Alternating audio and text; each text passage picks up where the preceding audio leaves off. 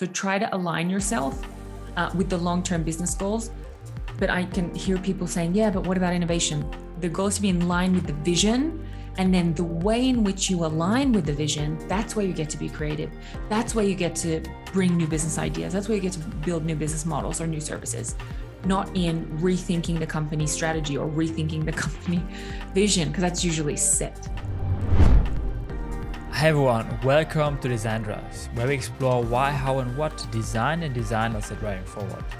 The mission is to interview the most forward-thinking and innovative creators on the planet and inspire and help you to reach your full creative potential and also make an impact in the world. In this episode, I chat with Brittany Arthur on the connection of culture and innovation.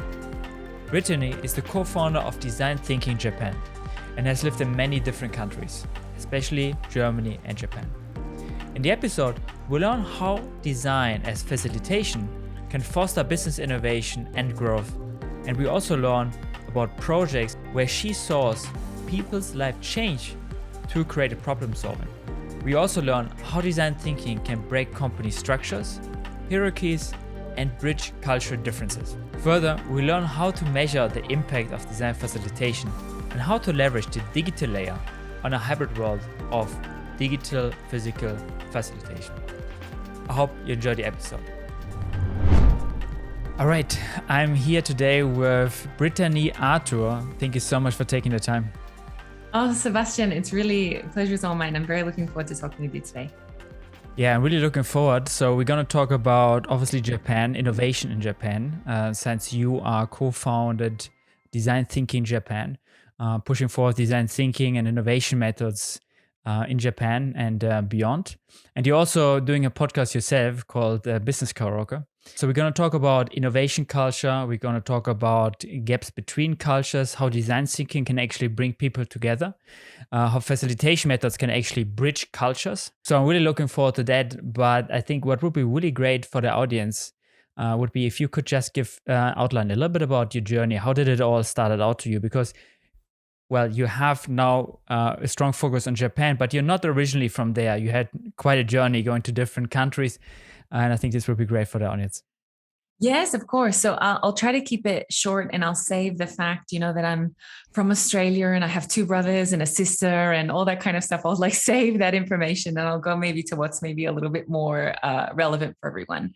So I was always passionate about people. So for me, it was natural that I kind of fell into business because I wanted to look for somewhere where you dealt with people, and business was one of those places. When it came to Japan, Japan was somehow always in my blood. I don't know why or how. The same way in Europe, many countries learn English as a second language. In Australia, we learn an Asian language, and my school ended up learning Japanese. It was just by chance it was Japanese. But my brothers, for example, they learned Indonesian. So really quite different.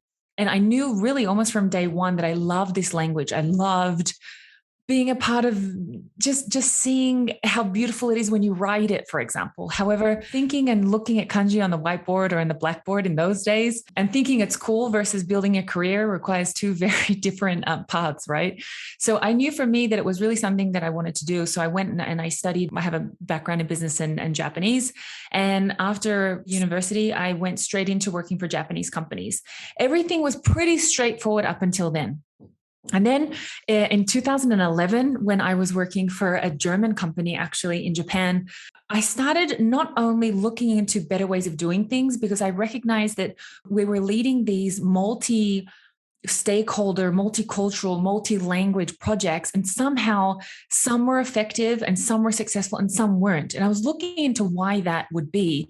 And then before I found out what the answer would be, there was the largest earthquake in Japan's modern history in 2011. And exactly at that time, I was basically required to move from Japan to Germany to continue with my work. And I thought that was a really great opportunity for me, because that was where the D School was, which is at that time in 2011 was one of, I think maybe two. I think they had the one at Stanford in the States, and then they had the Happy School of Design Thinking, and that was in 2011. There's been a few additional D Schools since then, but back in 2011, that was one of the first ones. And then I thought, this is actually maybe a really great opportunity for me to look for answers to that question that I was looking for, which is, how do we get people to work together more effectively? And how can we get to our goals more effectively, really? And then I spent 8 years in Germany at the D School, and then also working in a European context, because I really actually wanted to come back to Japan. I wanted to bring human-centered design and design thinking back to Japan. And I thought it would happen much, much more quickly than it actually did, which isn't necessarily a bad thing. It's just one of those things in Japan, things take time.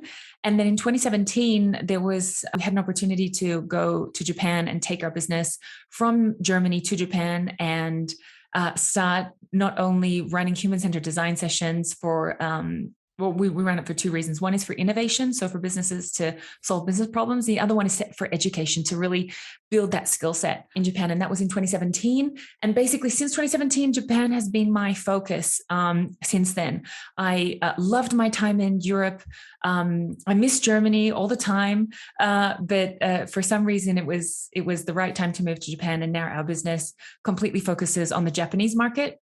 And the reason that the podcast even exists really was because of COVID, because I am a facilitator in my heart, in my soul. I'm a facilitator. I love talking to people, and isolation for me was like the worst thing ever. It was so hard.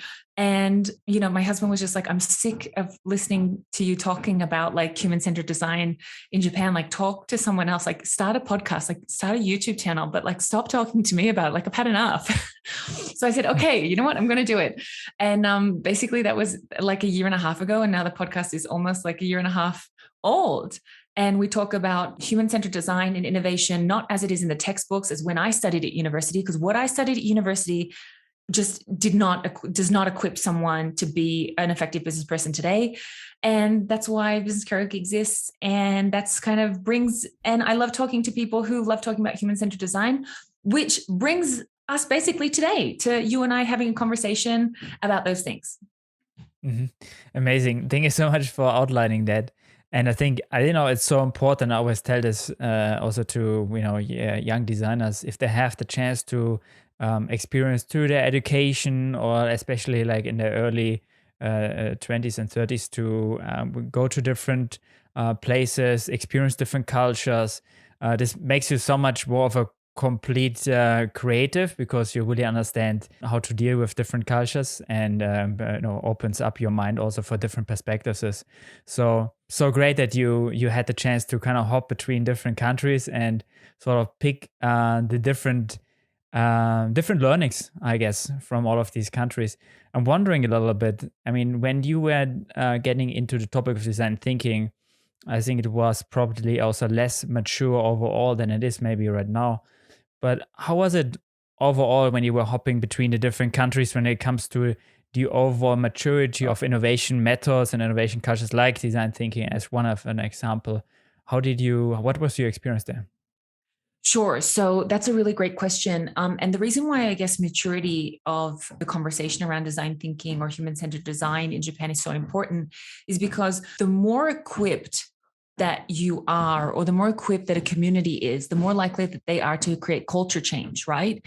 And so when we think about human-centered design, not only as a methodology, but also as a mindset that encourages a culture shift. In order to get to culture, we need community. But in order to get community, we really need capability, which is really a standard level of skill. And in 2007, when we were bringing human-centered design to Japan, we were talking about, should we say the word design thinking, or shall we say the word design shiko? So imagine being in a conversation where you haven't even got the language set, right? And if you haven't got the language set, you can't have deep, meaningful conversations to create impactful change, right? So in 2017, we hadn't even decided or defined the words that we use in Japanese for innovation yet. Which is actually why the Business Karaoke podcast is called Business Karaoke. Because when I try to explain to Japanese people, use an innovation mindset, be open, and it's a flat hierarchy, right? That they think like, what the hell does that mean? Because innovation is also an English word. So it doesn't really mean anything. But if I tell a Japanese person, think about this innovation workshop, in the same way that you would go to a karaoke bar, immediately they know what I'm talking about. They know that everyone's going to have a turn. They know that they have to support each other. They know that it's for a short period of time. They know that you have to get out of the building. They know that you're going to feel uncomfortable. So for me, in 2017, we hadn't even defined the wording for innovation or human-centered design in Japan, which actually I would say then, if you think about on a world stage, especially, for example, if you compare it to markets like Europe or the US, they were much more advanced. I would say 2011 was even a time where the US was quite advanced. And then if you think, for example, about Germany was kind of more around probably like 2013, 2014, I would say Germany came really into its maturity in human-centered design. And it's, of course, still growing. But I do remember that you had a good community of human-centered designers in Germany in 2012, 2013, 2014. Mm-hmm. Whereas in Japan, we also run the Toyoko Design Thinking Meetup. We're the only bilingual human-centered design or design thinking meetup in the country. So this is still very new. That being said, I feel very excited about what Japan can do, because there's a lot of lessons we can save ourselves, because we've seen the growth of Europe, we've seen the growth of America. So we can just simply learn and then maybe create the Japanese story. Mm-hmm. That makes sense. I think a lot of excitement ahead. I think, what do you think are some of the main differences when you think about maybe the innovation culture then between Japan and maybe some of the Western countries you have been living in? First things first is speed. Companies in Japan are long-term thinking countries or companies. And I know that we hear that, but just to give you some data about what that really means is that 56% of companies over 100 years old are Japanese companies. So Japanese companies in general are longer-term thinking. And so when we think about things like design sprints, or we think about short iteration cycles, I would say this is for me one of the biggest hurdles, trying to instill urgency or trying to instill a little bit of speed into Japanese companies than you would see, for example, more in other Western companies that tend to move a little bit more quickly. While that's a really good thing that Western companies can move a little bit quickly, you also see that the fire burns out very quickly as well. Okay, boom, we launch a product, we launch a service, we launch a project. That's great. 4 weeks later, who's responsible? Nobody knows, right? Whereas in Japan, you'll take much more time kind of bringing the project to life, but it tends to stay alive a little longer. More care, right? To really follow through, right? That's right. Yeah. So when you got into the innovation culture in Japan, and now we have been learning about it since quite a while, how do you feel about the difference maybe to other countries in the region? Is it comparable? Do you think like Japan is very different to maybe some of the other countries in the region of Asia, or some of the learnings you can make in terms of maybe comparison between Western and maybe Eastern culture? Sort of, do you have anything that you can sort of like abstract from there? Yeah, that's a great question, but I'm not necessarily one that I'm super equipped to answer. So the same way that I lived in Germany for 8 years, I don't know the first thing about French or France, but I can speak German and I know about Germany. It's the same thing for Japan. I very much know the Japanese culture and language. The thing, however, that we can keep in mind for the Asian region in general is that it's extremely collectivist, which means that group consensus and stakeholder buy-in is essential. We also see that long-term thinking tends to be much more of an Asian characteristic than other places. Another thing that we even look at, if we zoom out of the region a little bit, we can even look at the same way that you can kind of break up Western, Eastern Europe. You can also break up kind of Northern and like Southeastern Asia, whereas you have some really exciting countries coming up like Indonesia, the Philippines, Malaysia, that are investing in technology and that are moving and are growing at a very, very high speed. And especially if we think about, countries like South Korea, I think the profile of the most connected person on the planet is a South Korean female teenager. So if we think about that, I think the Asian region is a really exciting place to be, not only population-wise, is in terms of there's some really great and exciting demographics, but I also think the Asian is an exciting region to go into because it's a little bit different to this kind of like short-term thinking, quick win, Western mindset. I think working with an Asian partner, or even seeing what kind of innovation can come out of Asia, I think is certainly something to watch. Hmm. Yeah, totally makes sense. The French-German comparison made me think a little bit. There are for sure some differences. If you think about maybe some of your first experiences with the topic of design thinking, were there any kind of particular projects you may had in the past that really made you realize the positive impact that you can have to an organization, to business, to society, to design thinking, and can maybe share some light on maybe a particular project you can talk about? Yeah, sure, absolutely. When we think about human-centered design or design thinking, we often think in terms of disruptive innovation, these big, huge changes, the changes that break business models and create new markets. But for me, one of the really exciting moments of human-centered or implementing or utilizing human-centered design in Japan wasn't what we call big I innovation, so like big disruptive innovation. Rather, it was more like process improvement, more like small I innovation. We're working with an accounting department within a very, very large Japanese company. And this accounting department had a few problems. One being that they were consistently late every month. And accounting departments being late is a problem. It's a problem from literally everybody. So this was a problem. And another thing we also started seeing is that not only were they running late in most of their processes, but they also had an extremely high sick day ratio. So that a lot of people were taking sick days. And you can imagine it's because of the stress, right? So we started doing some digging. We started understanding. We said, what's kind of going on? Firstly, and because into human-centered design thinking, before we jump into solutions, we ask what the problem is. So if we didn't do that, maybe we would have said, okay, accounting, here's your new roadmap about how to keep on time, or here's your new app that helps you keep your documents on the cloud to save time or whatever. But before doing that, we didn't jump to solutions. We asked the question, what's really going on?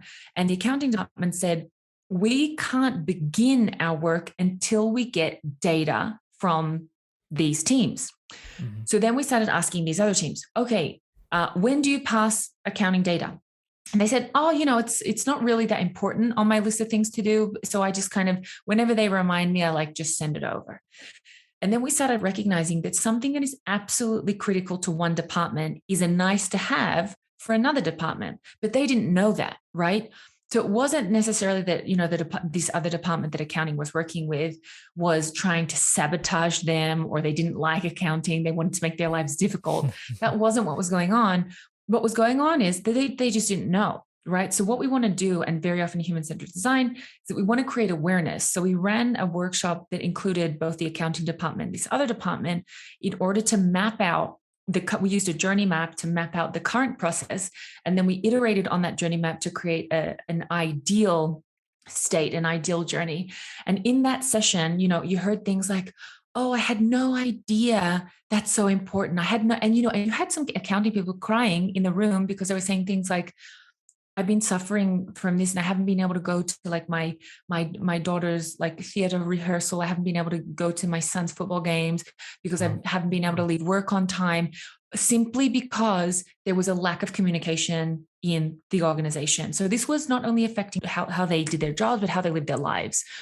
After iterating on that and creating a journey that was reasonable both for accounting and for the other department, we started seeing not only was accounting no longer late anymore. The thing that I felt most proud about was that the sick days went down, that people were no longer stressed, because I don't think that's acceptable. I don't think it's acceptable in our world that people are sick, physically sick from their jobs.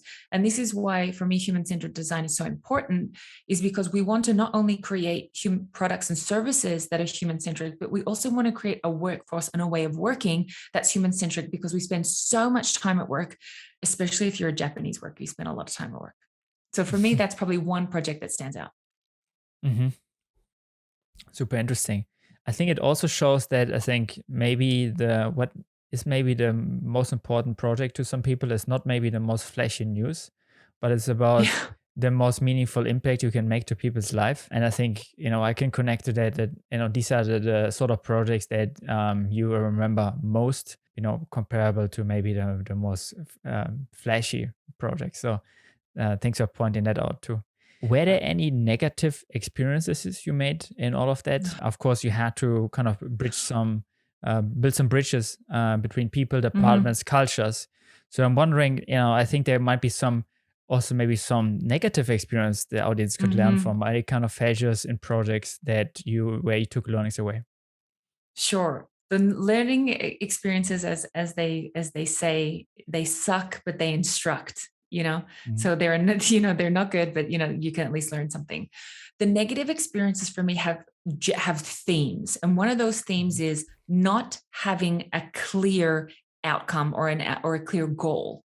So, for example, and this is particularly difficult if you're a facilitator and you're not in the client team, nor are you in like the product team, that you're like just hired to facilitate the session, for example. This is where some people can get really into trouble, where they don't have the context of what's going on with the client. So for me, number one thing that is literally a Shinkansen ticket, like literally a bullet train ticket to failure, is not being clear on what the client is expecting. Is the client expecting a high level prototype as an outcome? Are they expecting a low level prototype as an outcome? Are they expecting ideas, or are they expecting, for example, like a reframe of the problem? So, which is another thing, that when you're working with a client, you have to make sure that you're managing that problem space and the solution space, that you can't, if you're running like if the first session, you're probably not going to get to solutions. You're probably still working on reframing the problem. And if the client doesn't understand that in human-centered design, we reframe problems before we solve for them, this is going to not meet their expectations, and you're going to have frustration on the client side. Because, this happens especially with larger design agencies that charge, that you'll get a bill for, $100,000 or euros, and you haven't even solved the problem yet. And the client's thinking, are you kidding me? Like, what's this bill about? And they're saying, oh, it's part of the process, because, we say that you want to spend 90% of your resources figuring out what the problem is, and then 10% to actually solving it, right? So for me, the negative experiences that I've had have come from not having clear goals or not having clear communication with stakeholders. That's really key and has really been a pain. And I've had to really go back and have some real, like those come to Jesus moments, like stakeholder management, conflict resolution kind of meetings. I've had to manage those because the people that I was supporting, their stakeholder expectations were way off. So making process transparent from the beginning and making outcomes transparent, right? Yeah. And interesting, because sometimes the client doesn't know. Sometimes just what do you expect to get out of this? And they often won't have an answer. So absolutely making them transparent, but then also making sure that you at least have that conversation with them. And if they don't know what the outcome is, to then say, okay, well, maybe let's invest some time there. Yeah, that totally makes sense. And it's also part of the design thinking process, that you sometimes don't know the outcome exactly, right? That's why you were hired in the first place. Yeah, that's why you hired in the first place, right? Yeah. First to come up with the problem. So you were far from like understanding the actual outcome, right? Thinking about maybe KPIs, or how do you measure success when it comes to design thinking or design thinking facilitation? How do you measure that? That's a great question. And sometimes people forget that even if you're in the design team, that your work is directly responsive or is directly correspondent to the business. So you really want to make sure that you are aware of numbers. Often, I hear people, if you're not in the business side, say things like, oh, it's not my issue, or I'm here to do this or something. But if you don't understand the business, then you won't even have the leverage to be able to argue for your design. So for example, imagine that you have option A, which is much more expensive than option B in the short term, but in the long term, it's cheaper, right? So if you're able to work that out and work out those numbers, then you're able to better argue for your design. So a couple of KPIs that you want, or the KPIs that you want to use, should be directly related to the business outcome. For example, if you're working on improving the new joiner experience for a company. Do you want to measure happiness? That's pretty tough. Maybe you want to measure something like retention over a 6-month period, right? So you want to look at very specific facts related to your business problem. Mm-hmm. And that's That going to totally makes change sense. each time. And I assume you have to kind of figure this out together with the stakeholder, right? Together with the partners beginning of the project. What are the KPIs? Is that usually part of the conversation to kind of define Yeah. that? Yeah, absolutely. Or And do you sometimes play it loose as well and basically would not particularly define it? That's a great question. I keep the journey loose, but the goal pretty tight. Yeah. The goal pretty strict, because you're not really sure how you're going to get there. So a conversation with a business stakeholder would be something like, how would we know when we've done a good job? Very rarely would someone say, well, if all of our employees are happy, right? That's probably not what they're going to say. They're probably going to say something like, if the recruiting costs go down, or if something like, they're going to give you kind of more of that kind of answer. So if you are a designer and you haven't yet got KPIs for your project, you want to go to your stakeholder and firstly, you can also use your own knowledge, your own perspective, your own judgment, and say, okay, what's our business problem we're solving? And then from the business problem, you can come up with a pretty good idea of what KPIs you could suggest using. Things like, is it increasing? You can think about it in terms of hard and soft facts. Are we going for hard facts? Are we going for money saving? Or are we going for soft facts? Are we going for, people retention? Think about what are those things we're going for. And then once you've kind of got in your own mind what you would then suggest as a KPI, then I would approach my project manager or my stakeholder and say, I think, the project's going well. However, I've just recognized that we don't have KPIs at the moment. Let's maybe take some time to make sure that we keep on track, and we use these KPIs to keep us on track. Here's my suggestion that we can use so that in 6 months' time, we can say confidently whether we're successful or not, or whether we've created the value that we were looking to create. And then certainly have your stakeholder, whoever that might be a client, might be an internal business development investor, it could be anyone, and then get their buy-in, because this is also about human-centered design, is co-creation. When you get people bought into the idea, not only are they less likely to have pushback, but they might give you a really great perspective that you hadn't yet considered. Mm-hmm. That makes sense. And sort of they're gonna basically report that back after the project, right? That's right. What are usually the stakeholders that are asking for design thinking? Because it's probably not the design department. Maybe it is, but I would be curious. Like, what are the common stakeholders that asking for that design thinking facilitation? So I would say there's been a development, Sebastian. We've moved from design thinking and human-centered design to being like a HR training tool, Mm-hmm. to now the main requests come from business development managers or sales from the sales department, people that are saying, we want to be able to collaborate better with our clients, or we want to uncover or unlock opportunities that maybe we're unaware of yet, and we want to use design thinking or human-centered design, or we want to reframe the problem, or we want to run an ideation session in order to unlock perhaps hidden potential that we weren't aware of. So that's usually the person who now, in 2021 going to 2022 compared to 2017, that's usually a person. So we've gone from HR to sales. Interesting. Mm-hmm. And it kind of makes sense as well. But I assume then, if it's not so much about, I think very often design thinking is also used, well, classically probably, as maybe that's where it's, maybe before HR was mostly in product innovation, right? And I think there you find a lot of application for design thinking to come up with product solutions, right, for customer problems, right? Using it in sales would obviously mean that you really have to then understand basically what are the workflows they're using, right? So basically how they're getting in touch with their customers, right? And that might be different to like maybe a business that does sales via the phone versus like via email. I also assume it's difficult to pull in the other stakeholders, right? To pull in customers into that conversation, right? So you have to kind of work with probably data you have or insights you gather from the group, right?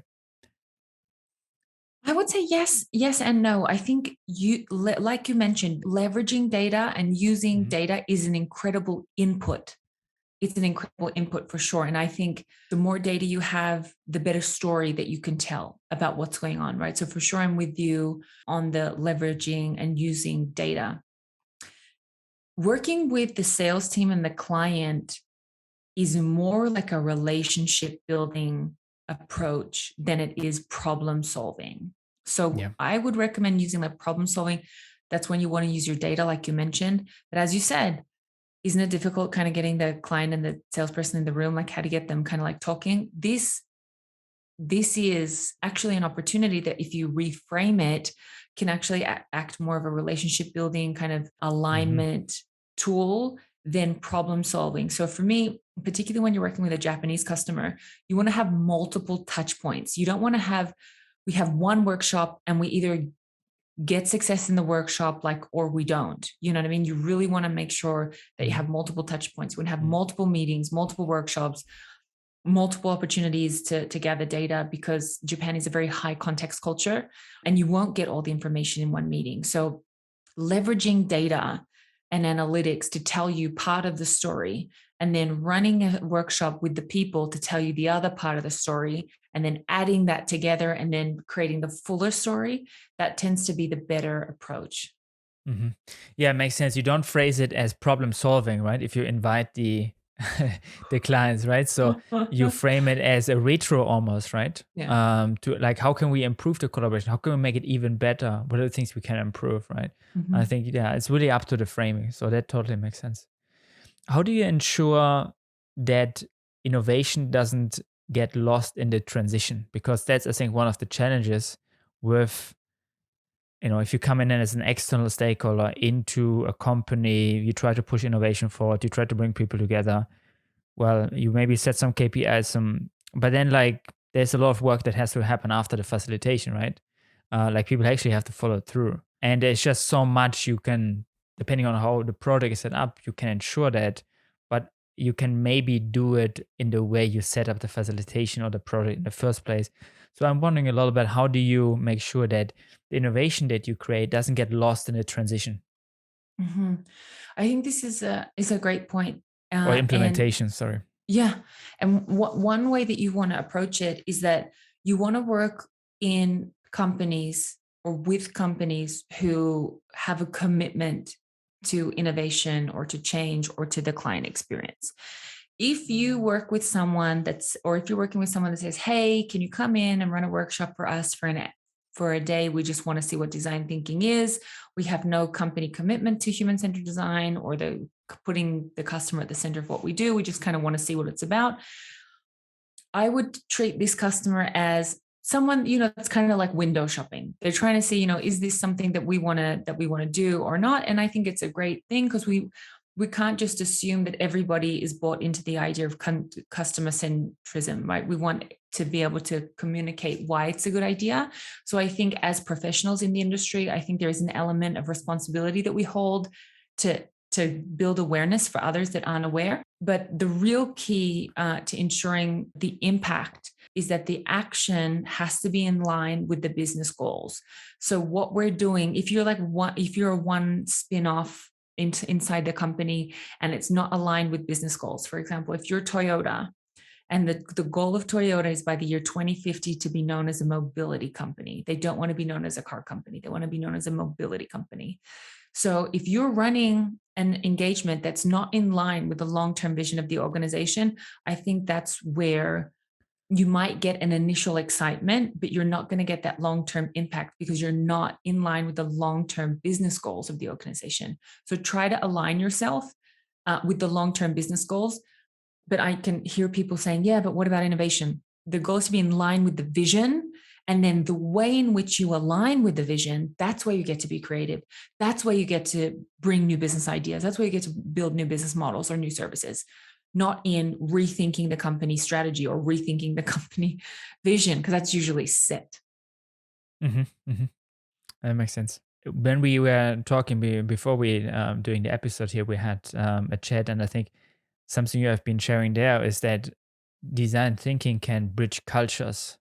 And specifically in Japan, maybe can, it is also something where you can, maybe break hierarchy, maybe, right? And you can really bring people together. And it's also sort of a form of language.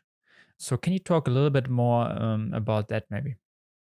Yeah, design thinking, or the elements of human-centered design that really help the rigidity of Japanese structures, is instead of saying, okay, everyone, this is a flat playing field, you're the CEO and I'm an intern, but we're the same. This won't be a buy-in in Japan. People won't buy that. They won't believe you. So what you want to say is, instead of you saying, okay, we're all the same, you want to say, we're all different, and each person has to speak with that voice. You're the CEO, so we need you to speak as a CEO voice because you're the expert at being a CEO. However, this other person, they're an expert at being a sales manager. And this other person is an expert at being an HR manager. And you as a CEO can't speak over the HR manager on HR things because you're the expert. This other person is the expert. So this is one thing that we do, is this leveraging multidisciplinary teams is one way that we leverage barriers to innovation. Another thing that seems so simple, but it's really quite effective, is that we make sure that when we're running human-centered design sessions, that we mix both individual work, so individual time, thinking time, with group work. We never would run, for example, like a spoken brainstorming session in Japan. That would just never happen because you would just lose voices. So that'd be those couple of things that come to mind in terms of how human-centered design, you can work through culture.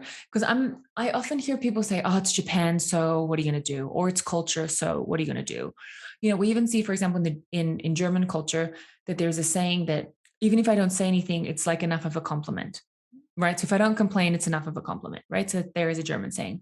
But if you, for example, place a rose, thorn, bud feedback mechanism in front of a German person, they're required to give you positive feedback, negative feedback, as well as opportunities. So what you want to do is not change the culture. You can't go to Germany and say, okay, everyone say positive things.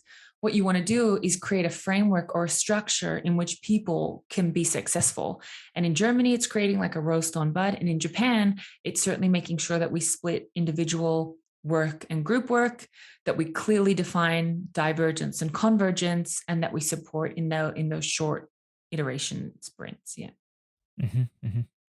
Yeah, I can assume, I think if you have, I assume this becomes then very challenging if you have multiple, because you were pointing out a couple of things that are very culture specific, right? So really some knowledge, like how you deal with like a Japanese client versus maybe a German one or European one.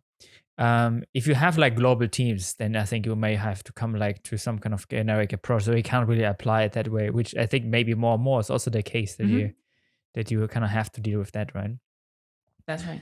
And you may be annoyed about my last question, but like I think because you probably hear it a lot. Design thinking obviously used to be something where you sit together in a workshop and have some posters and a wall, right? Mm-hmm.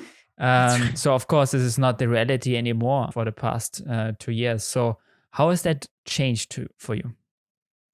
Oh my gosh, Sebastian, before COVID, not only had I never run a remote design thinking or human-centered design session, it wasn't even a little bit on my radar. It wasn't even like, you know what, maybe in the future we can also whatever. I was one of those people that stupidly bought into the idea there's something magical about being in the room, or there's something magical about holding a post-it and writing with a Sharpie or whatever. This is all rubbish. This is not true. And the last 2 years has taught me that there's so much positive things that come from running design sessions remotely. Everything from, for example, when I'm running bilingual sessions, for example, if I have people who some don't speak Japanese or some don't speak English, how quickly they can just copy and paste a bit of text into Google Translate and then still follow along in the discussion. Or people who are, I even remember one day I walked into a room and there were 9 men in this board and there was one chair missing, or there was one chair empty. And it was, they also on their board had a female. And I said, where's Tanaka-san? And then they said, she'll be late because she's taking her child to school. And then I thought, and then I asked, and then they said, yeah, because she has to take his child to school. And I promise you, those other 9 from one of those 9 men, they probably have children as well. But the role of like taking kids to school and that kind of stuff tends to fall on the female in Japan. And this idea of like, and because the workshops that we used to do, we used to run in Tokyo. And if you're a small to medium enterprise, you're often not in Tokyo. Maybe you're in the outskirts, like you're in Chiba, and your kid goes to school where you live, which is in Chiba. So you have to take your kid to school and then come into Tokyo, right? So all of these little things that, well, for me, I didn't even recognize how this was a barrier, not even to innovation, just to people getting into the room, right? And I think as human-centered designers and as workshop facilitators, we need to look at the journey of our participants getting to the room, whether that's a physical room or whether that's a digital room, and then their journey in the room. We can be responsible, or we can take part responsibility for what's going on while they're in the room, but we don't know how they showed up. We don't know if they got divorced yesterday. We don't know if their mother died on the way to work. We don't know that, right? And so there's a lot that goes on pre that journey. And I think the remote world has really enabled a lot of people to show up in a way that's it's easier for them. And I also know it's more difficult because people are working with kids at home and all that other kind of stuff. Yes, I know that, and I appreciate that. But I think at the same time, all in all, we've seen that as a positive thing. We've also seen it as a positive thing for people that are generally more introverted, people that they've been able to read more, and write more. So instead of a discussion, we invite, okay, use the chat to write your responses. This has been a really great way to include people who for a very long time, I would say we didn't really design for.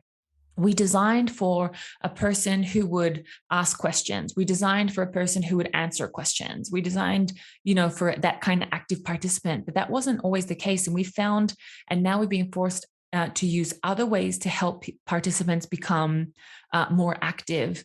And I think for me now, however, as much as I think remote has brought us so much, for me, ideally, like, let's go a couple of years down the track when we have COVID at some kind of reasonable level, not like, for example, now, I would love to see individual work or this kind of like divergent methods. I would love to see that remote. For example, things like ideation, things like the creative matrix, things like feedback or something like that. I would love to see that remote, but I would also love to see maybe more of those convergent methods, whether you're building a prototype or whether you're having a team discussion. Maybe we might be able to, create even kind of a hybrid model where some of the session on some of the days is remote and some of the session on other days is then hybrid. Another thing that's also really great about remote is documentation.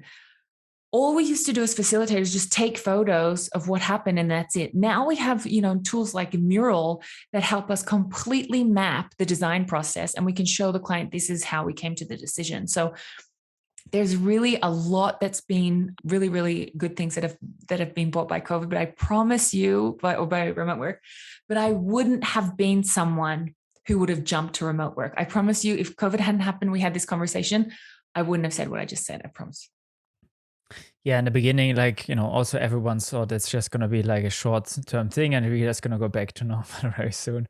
But I think it has really shifted. I think, innovation matters, like facilitation and so on, I think quite drastically. Actually, right. I made an interesting experience some weeks ago. I was on a large workshop actually at a location. So we were actually all together, but we were still, it was not about design thinking. It was just a workshop about digital innovation. And actually we were using digital tools, so Miro in this case, but we are being also together at the same time, because it just provided everyone also the ability to, to contribute quicker. Mm-hmm. And I was like really surprised about like how well this worked. So that's for me ideal. Yeah. So you were you could leverage the digital gathering in some aspects, and sometimes there were breakout sessions again. So then we had smaller groups and they were physical again. So you were actually using normal process. But then when we were all together, this was for many parts of the workshop, we actually used the digital tools basically while sitting together in a big round, and you could use timer, voting, all of these functions very well, and together and bring together a lot of people. So yeah, I think it's very interesting. Yeah, and I hope that's the next phase, as in, even if we are, for example, together one day, that we don't lose the benefits of these digital tools, and that somehow, through the metaverse or whatever it ends up being, that we can leverage the benefit of being together with also the benefits of what technology brings us in terms of ease of access and people getting involved and engaged in documentation. So I think, finding that sweet spot between face-to-face and technology is going to be a really exciting next chapter. Yeah, because I think there is sort of a rational and emotional factor to it, right? So you can think about basically the functional value of adding technology to the workshop facilitation, right? So maybe this makes things more efficient and you can maybe create faster results.